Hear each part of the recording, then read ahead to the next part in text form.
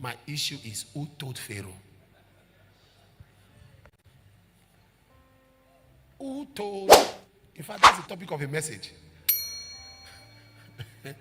Just the title of my message is Who Told Pharaoh? Who told Pharaoh? Welcome to Apostle Suleman prayers, praying scripture-based prayers. If you read that story, if you read that story carefully, two people were fighting, an Egyptian and a Hebrew man were fighting. Moses looked this way and that way, and there was no man. And he struck the Egyptian and killed him. So who was left? So who told Pharaoh? You say you don't believe. Acts chapter 7 from verse 22.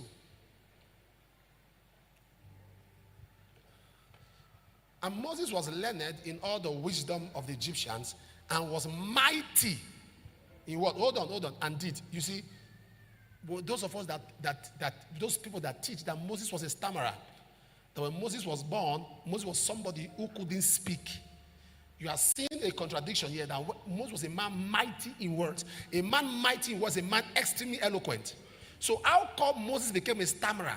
No, he wasn't a stammerer. When God sent him, Moses had to develop.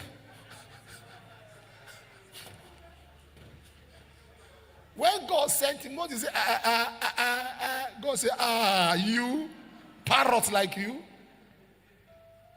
Are you following what I'm talking about? Okay, let's go. Let's consider that. Let's keep going. Mighty in words and deeds, verse 23. And he was full 40 years old. It came into his heart to visit his brethren, the children of Israel. They are relaying that story we read in the book of Exodus. All right. Can you continue? And seeing one of them suffer wrong, he defended him and avenged him that he was oppressed and smote the Egyptians. Verse 25 will give us a proper, analysis of who told Pharaoh.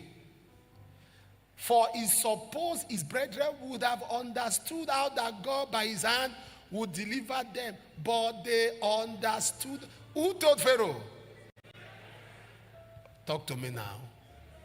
Who told Pharaoh? I'm talking of wounds, betrayal. When people you are fighting for are the ones pulling you down. Betrayal. Who told Pharaoh?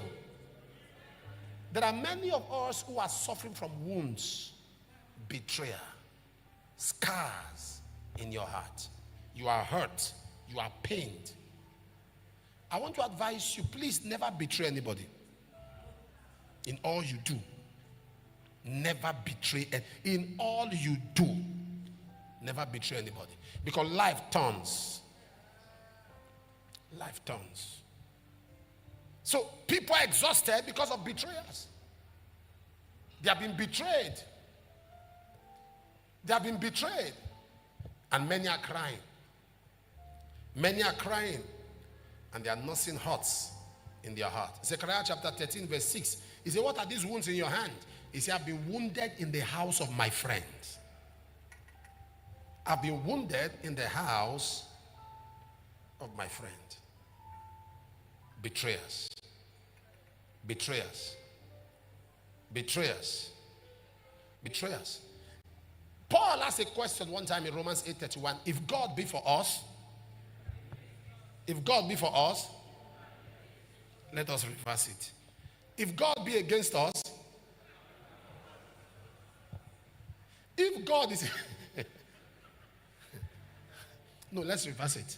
Because when you betray, it doesn't matter your prayer. When you betray those who have been helpful to you, God will turn against you. You are not aware that there are some enemies that fight even God's people. They are sent by God. God can send an enemy. He, God, sent an enemy, not Satan. God sent an enemy to deal with some of his own people. You're not aware? Yes, God can send an enemy. Jeremiah 27 verse 6.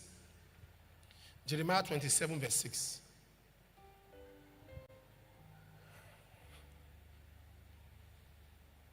Now I want you to read this thing loud and clear. Want to go?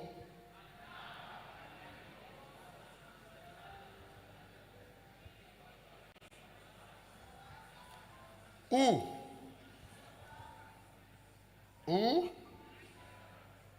Talk to me. Who? God said, concerning what you will go through, all your land, all your feeds, I have given it to the hand of who? Nebuchadnezzar, my servant. And when we say a man is a servant of God, is a minister of God. So God, he said, I am sending Reverend Dr. Nebuchadnezzar, prophet, to go and attack. So all the capture we saw, the 3 Hebrew boys, how they were captured, everything we saw being taken to Babylon, was because God anointed Reverend Doctor. You are in trouble when your enemy is God's servant. And somebody say, Apostle, because in the law of scripture, let me tell you how you interpret scripture. When you can't take just one phrase of scripture that doesn't appear anywhere else and make it a doctrine. Because out of the mouth of 2 or 3 witnesses, a word is established. So before you start interpreting scripture, you can't take it in isolation. So you can't say, oh, maybe God, that was just a reference only. Jeremiah 25, I think verse 9. Jeremiah 43, I think verse 10. You will see God referencing, behold, I will send and take all the families of the north, saith the Lord, and Nebuchadnezzar, king of Babylon, who? 43 verse 10.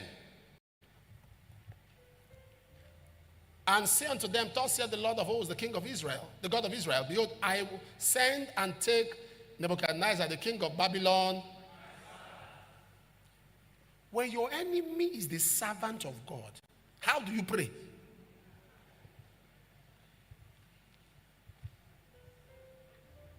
Which I'm communicating here. So when God wanted to humble Israel, he went and said, Reverend Dr. Nebuchadnezzar, I'm sending you on a special ministry to bring these people back to me. Listen. If you know what happened, you remember the story of how Hezekiah was sick unto death, and the Lord extended. In fact, when Hezekiah was sick, Isaiah said, put your house in order, for you shall surely die. That was the best thing that would have happened to Hezekiah. But the truth is that nobody wants to die. Nobody, even if you say this death is for your good, they say no. No. Think of doing something. So God said, put your house in order. And the truth is, if everyone knows the day death will come, they'll be prepared. This was a good thing to say, put your house in order, because this is coming very soon. You put your house in order and go. But no, he didn't want to die, so he turned his back on the wall. And God said, I give you 15 more years. That was a crisis. Because in the 12th year of that 15 years was when he had a child called Manasseh. That was after Ahab. That was the worst king. God had already seen that seed in his loins. So what God was saying, come home before you raise up a son that will destroy your legacy. Now the ovation, because what Hezekiah did, no king after David. After David, there was no king like Hezekiah who walked with God. God was heavily with him. In fact, one time when Ahab needed to get the prophetic word from God, all the prophets were lying. None were saying the truth. Hezekiah said, are these all the prophets? Is there no prophet of the Lord? He said, there is one called Elisha. Elijah never wanted to show up until he heard Hezekiah was outside. And he told Ahab, he said, if not for Hezekiah, you will not have seen my face. I will not come out of my room to attend to you, if not that I heard Hezekiah was there. So imagine a man whose life was so upright that a prophet heard he was around, and the prophet came out. God said, put your house in order, for you shall surely die. No, Oga no one die.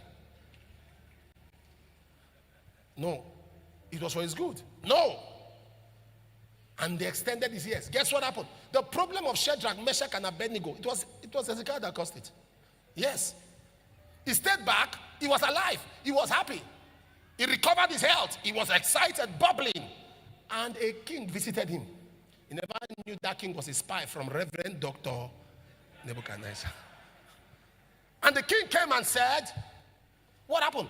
He said, God spared me. I'm alive. And he took the king inside and began to show him gold, silver, all the vessels in the temple.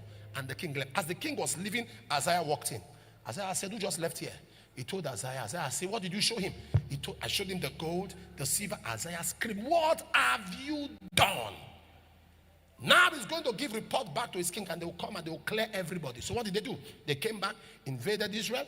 All the elders, they wiped them out. All the young men that are productive, the craftsmen and all that, they took them into captivity. Took them into captivity. It was there they took Daniel, Shadrach, Meshach, Abednego, Ezekiel.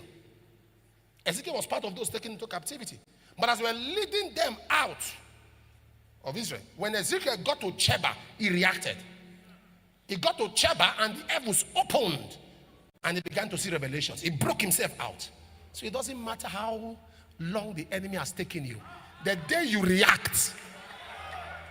Ezekiel chapter 1 verse 1. Is somebody get this morning? Ezekiel chapter 1 verse 1. Ezekiel 1 verse 1.